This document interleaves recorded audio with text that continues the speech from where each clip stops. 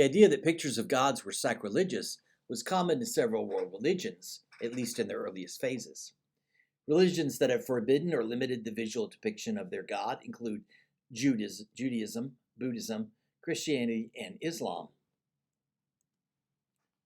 So, basically, where it starts with is it insulting to the religious figure to illustrate them? Is that bringing them down a notch and not showing them enough veneration? So the Buddhist reluctance to give physical form to the Buddha lasted several hundred years after his death in 483 BC. Instead, Buddhism developed a variety of ways to indicate the Buddha symbolically without actually picturing a human figure.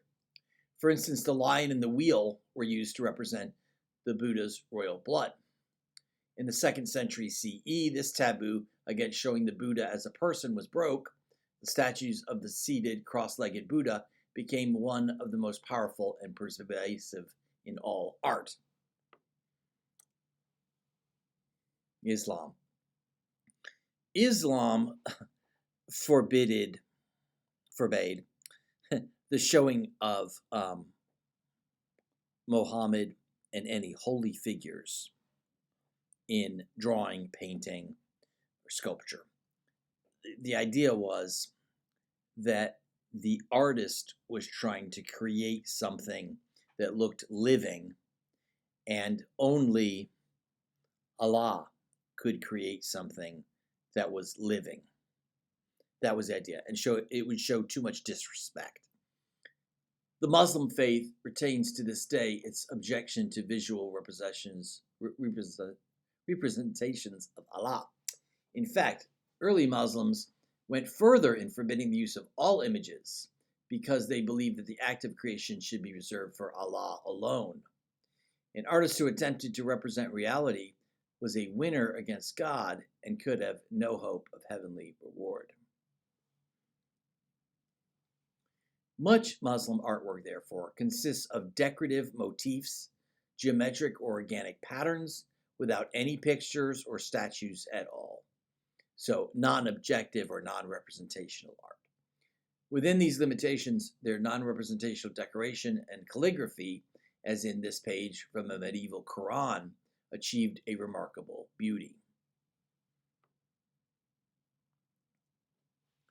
As an outlawed religion, early Christianity produced no architectural monuments, no important sculpture or painting.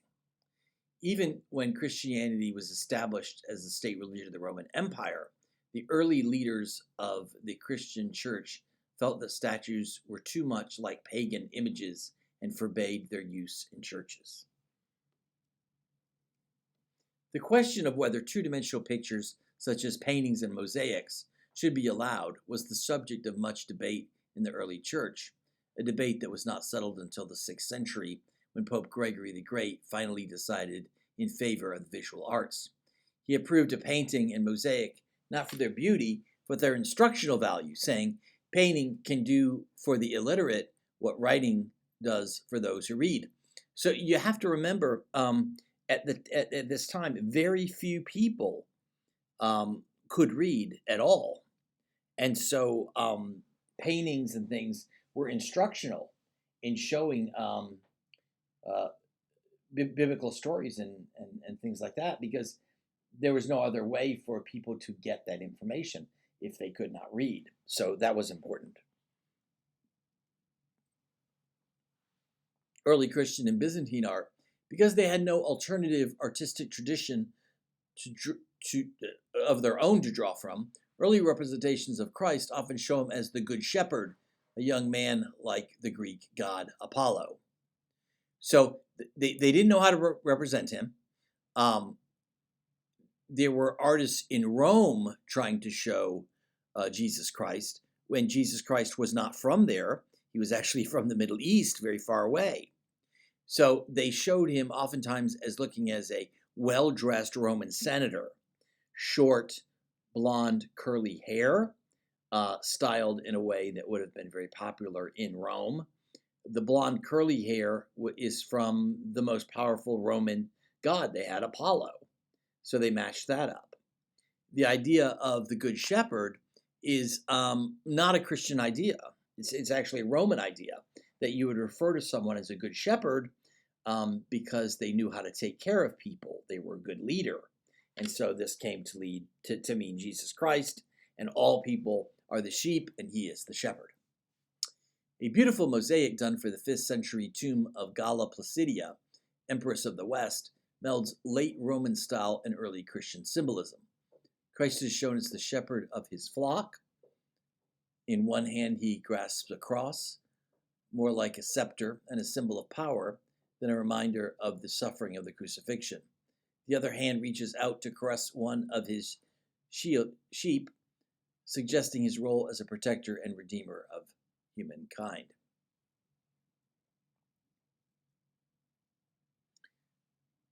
In the eastern half of the empire, however, Roman art and culture survived. It was richer and better organized than it was in the West, better able to defend its borders or buy off its attackers. In Christ as the Good Shepherd, we can see signs that the Roman artistic style was changing to become less naturalistic, more stylized and symbolic.